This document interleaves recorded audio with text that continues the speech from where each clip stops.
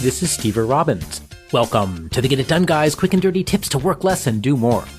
Listener Stacy writes in, how do you track something going forward? For example, next time I go for an oil change, make sure to ask about discounts on a lifetime supply of paisley colored motor oil.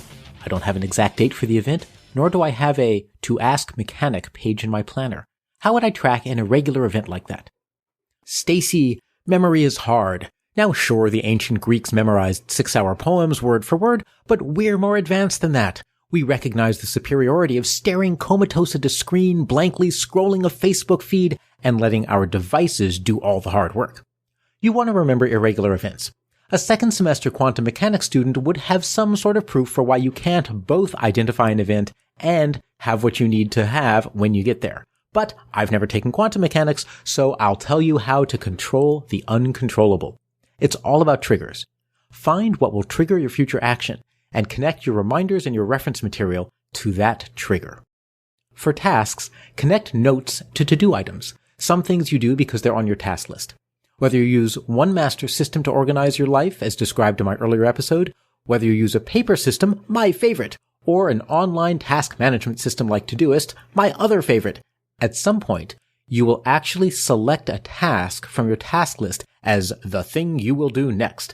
Side note, my favorite way to scan and select tasks from your to-do list is the Autofocus 4 task management system by Mark Forster. There are links to all of these things at getitdoneguy.com/tasks. If you use an electronic task management system like Todoist, you can add attachments and notes to any individual task. You're reading a magazine and you find a fascinating advertisement for a new product. Some young nerd with no social skills has created the perfect robotic schmoopy powered by artificial intelligence. And there's a limited time coupon in the ad for 30% off. Eager to solve your relationship woes for life, you would add the task, Order Backup Schmoopy, to your task list. And when you add it, you would also add the URL of Schmoopy Incorporated in the notes field of the task. Furthermore, you could even take a screenshot of the coupon and attach that to the task. For paper triggers, keep a details file.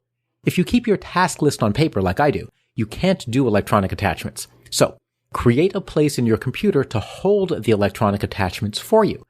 Create one single folder on your computer called Details. Inside that folder, create a subfolder and name it 1. Put all of the electronic attachments related to a given task in the 1 subfolder. When you write your task in your paper task list, write the number 1 and put a square around it as part of the task. That tells you to look in your online details folder 1 for the supporting material for that task. And of course, when you have another task that needs details, you would call the subfolder 2, and so on. Also, create a real-life details folder. When a task has physical papers, like the copy of your psychiatric release form that was approved by the staff, put it in the details folder. Just like the electronic details folder, number the items. Write the sequence number directly on the papers or on a sticky note that you attach to the papers. All of the items related to a single to-do item get the same sequence number. So then, in my task list, I just write the sequence number and this time I circle it so I know that it's in my paper details file.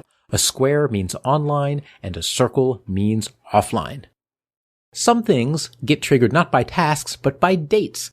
Now that's easy. Use your calendar. As with tasks, you can often attach files and URLs to an event, so when that event comes up, the materials you need are at your fingertips. You can, of course, also use your details folder if necessary, adding the subfolder number in a square or a circle directly to the event description in your calendar. For calendar events, you can also email attachments to yourself to arrive on a specific date. I do this all the time. In fact, check out my episode on how to use deferred email for details, or you can check out services like followupthen.com. And again, there are links at getitdoneguy.com/tasks.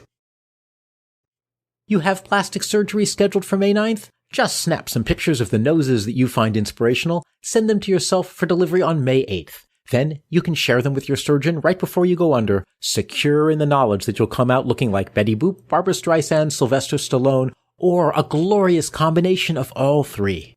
If you have paper items that are relevant to an appointment, use your paper details file exactly as you would with a task list. Put the paper items in the details file, number them, and then write the number with a little circle in your calendar next to the relevant appointment.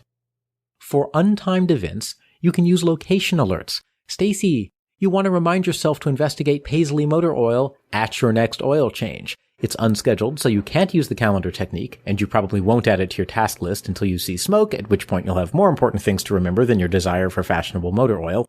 But you do know where your oil change place is. Under many smartphone reminder apps, you can set a reminder that triggers when you arrive at a certain location. Use the task reminder that we've already discussed, but have it trigger based on location, not on date. So even if your task list is on paper, like mine, you can put the reminders on your smartphone. Plus, using location reminders makes you keep GPS turned on, and that makes it easier and less expensive for the NSA to track you, thus keeping your taxes low, low, low. For unknowable events, make your own trigger. If you have a completely paper system, or you always choose a different oil change shop, so that way they can't track your movements, then you need to identify something that you will access when you actually go in for an oil change. I have a windshield sticker that reminds me when my next oil change is due, so I'll always take that sticker off when I go in for an oil change. It becomes the trigger. I write a little checkbox using a Sharpie, so when I see the checkbox as I'm looking at the little label, it reminds me to open the glove compartment where the mechanic to-do list is tucked inside my car owner's manual. For unknowable, untimed, untriggered events, pray.